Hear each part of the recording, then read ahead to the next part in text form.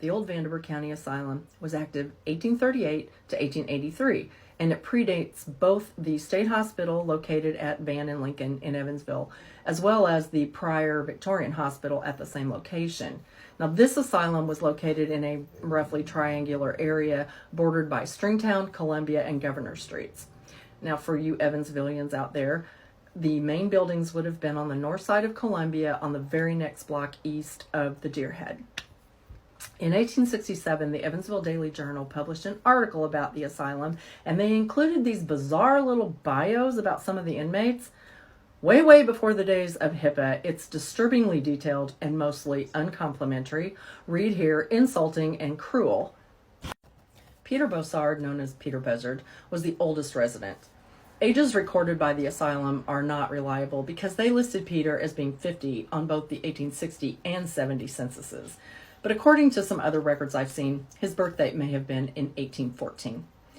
His bio stated that he had quite long hair and that he never cut it, and he very much enjoyed combing it every day and plaiting it into, and I quote, 1,000 braids.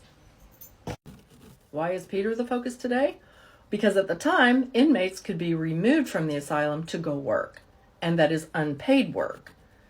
On October 18th of 1853, Peter was assisting then superintendent of the asylum, George Bates, to wallpaper a small home that he owned on First Street so he could rent it out.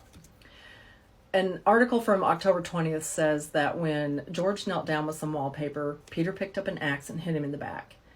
Then he hit him again in the head, which, quote, cleaved his head in twain, end quote. Peter casually strolled outside and told the neighbor, Mrs. Gumberts, that he'd killed George, but she shrugged it off because Peter's crazy. You'd expect there to be a bit of blood evidence on Peter, but either Mrs. G didn't notice or she did find it strange. But she did tell Mr. G, and when he saw George's wagon still there at 8 p.m., he went inside and discovered the body. The inquest returned a verdict of homicide by axe. Peter was temporarily jailed, but ultimately taken back to the asylum with a promise that the staff would look after him more carefully in the future. Peter died in May of 1879. He ate breakfast that morning and then had a lie down. Another inmate popped in to share some tobacco with him, but Peter told him, "I'm going away."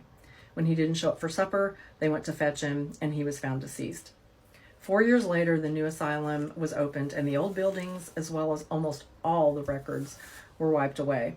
The local genealogy and history library said they once had the old asylum records, but they are all now missing.